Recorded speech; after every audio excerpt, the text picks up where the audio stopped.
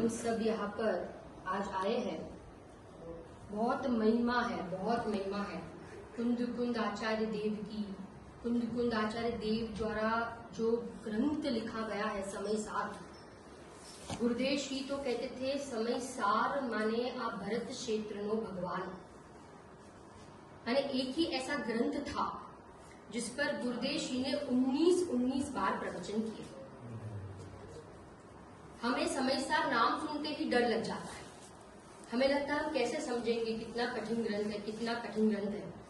परंतु मैं तो कहती हूँ सबसे सरलतम कोई ग्रंथ हो ना तो वो है समय सार।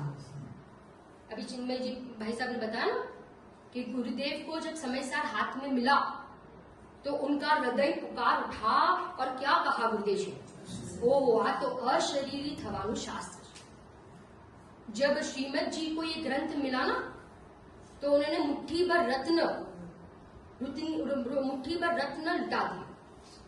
ये ग्रंथ माने गुरुदेव श्री कहते थे ये ग्रंथ माने आगमों का आगम, अद्वितीय चक्षु।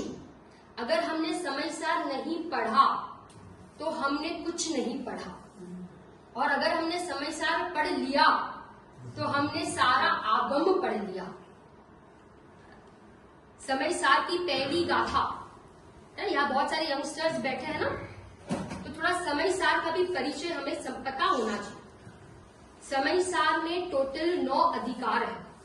9 अधिकार ना, एक बार मैं यहाँ से अधिकार के नाम बताती हूँ। सबसे पहले लिखा गया पूर्व रंग, ठीक है ना।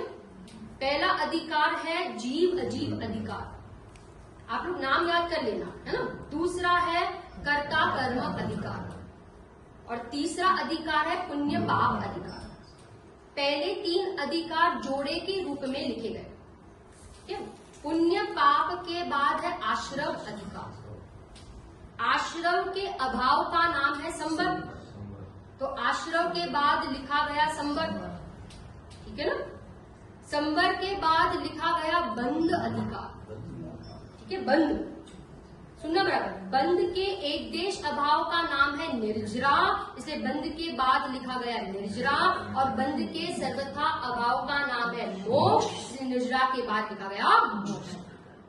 और अंतिम अधिकार जिस अधिकार का नाम है सर्व विशुद्ध ज्ञान अधिकार।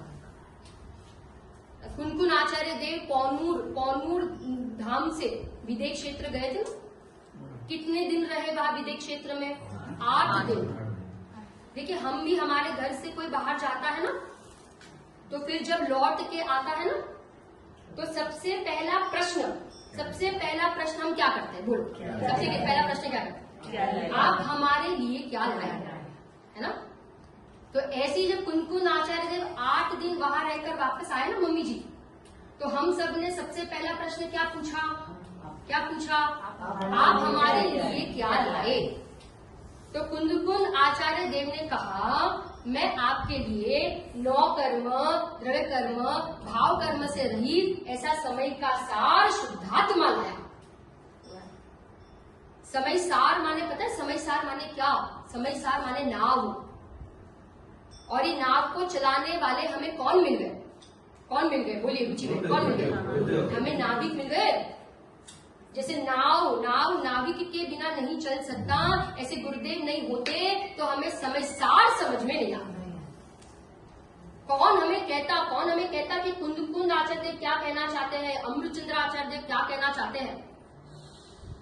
कलिकाल सर्वज्ञ। कुंद आचार्य देव को उपमा दी है कलिकाल सर्वज्ञ।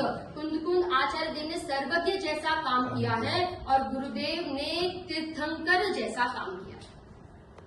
पहले अधिकार में पूर्व रंग की गजब की गाथा, पहली गाथा में ही अनंत सिद्धों को स्थापित किया।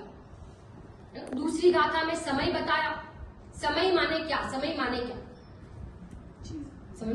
माने ये 6 द्रव्य। और तीसरी गाथा में समय किसको बताया? समय माने मेरा शुद्धात्मा। चौथी गाथा में कह दिया कि काम भोग बंधन की कथा तो इस जीव ने अनंत बार सुनी, परंतु एक बार भी इस जीव ने क्या नहीं सुनी? एकत्व विभक्त भगवान आत्मा की कथा ना सुनी, ना समझी और ना इसका अनुभव की। छठी गाथा के लिए गुरुदेव श्री कहते थे कि आ तो छठी ना लेख छे, प्रमत નથી अप्रमत નથી एक गायक भाव। खरेखर समयसार का जन्म छठी गाथा से चालू होता है।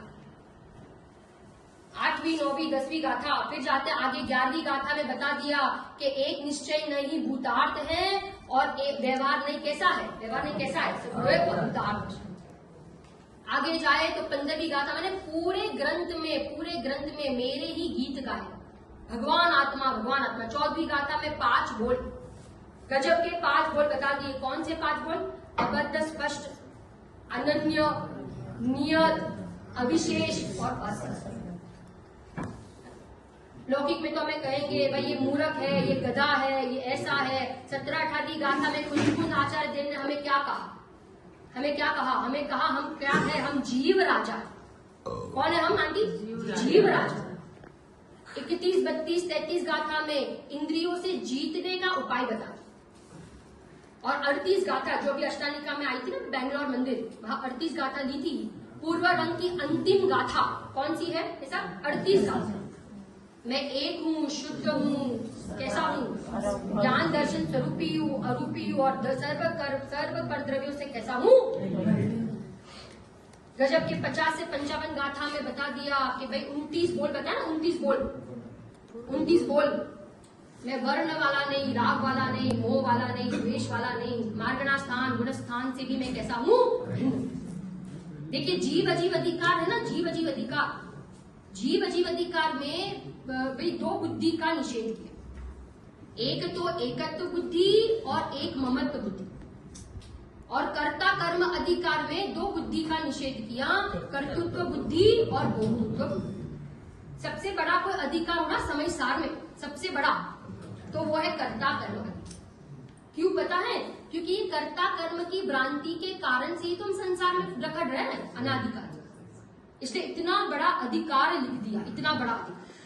एक गाथा गजब की। सबसे पहली गाथा में बता दिया, जिसने आत्मा और आश्रव के बीच में भेद नहीं जाना, वो हर समय क्या हो रहा है? बंध रहा है, हर समय बंध रहा, हर समय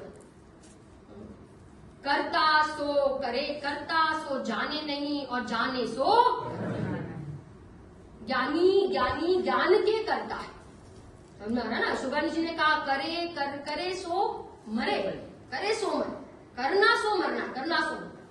कर्ता कर्म अधिकार के बाद आश्रव अधिकार लिख दिया। आपको लगता होगा आश्रव अधिकार में तो कुंद आचार्य ने आश्रव को समझाया होगा, परंतु कुंद आचार्य देव की शैली जो थी ना, वो अध्यात्म की शैली थी। उनको आश्रव नहीं समझाना था, क्योंकि आश्रव को तो समझा दिया, किसने समझा दिया? उमा स्वामी आचार्य देव तत्वार सूत्र में। कुंद आचार्य देव को तो आश्रव से भिन्न बताना, मैं कैसा हूँ, मैं आश्रव से भी कैसा हूँ? भिन्न, है ना? आश्रव का दूसरा नाम समय सार में दे दिया प्रत्यय। क्या नाम दिया? प्रत्यय।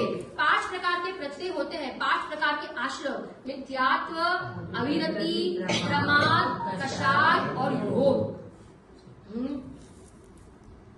माने ज्ञानी को रागादि भाव होने के बावजूद भी ज्ञानी हर समय रागादि भाव से कैसे है? भिन्न।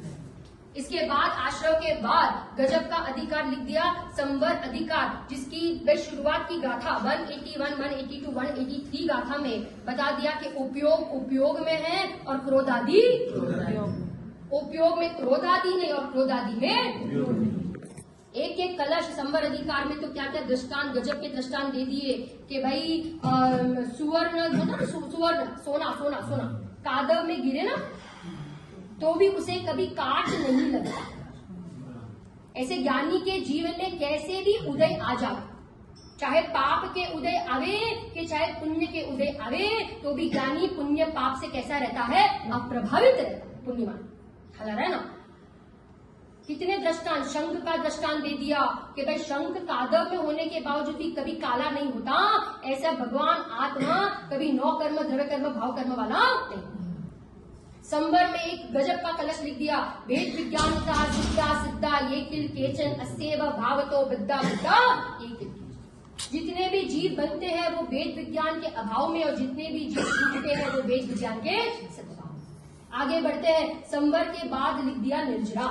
अभी बहन का प्रश्न था ना कि ज्ञानी के भोग निर्जरा के कारण कैसे है। निर्जरा अधिकार में क्या बताया? देखिए, संवर की एक वाक्य में परिभाषा कहूं ना, शुद्धि की उत्पत्ति का नाम संवर। अच्छा, आप बताओगे निर्जरा किसका नाम? शुद्धि की वृद्धि का नाम निर्जरा। ज्ञानी के सारे भोग किसके कारण है? निर्जरा। अच्छा, ज्ञानी भोग रहा है फिर भी निर्जरा, और अज्ञानी सब कुछ त्याग करके बैठा है फिर भी बंद। यही तो समय सार, यही तो भाई दृष्टि प्रदान ग्रंथ है। सारा खेल दृष्टि का है, सारा खेल अभिप्राय का है।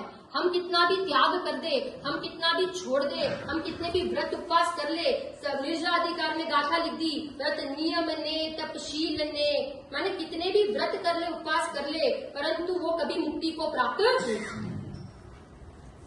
निर्जरा अधिकार में कह दिया, निर्जरा अधिकार में गजब की गाथा है, एक गाथा।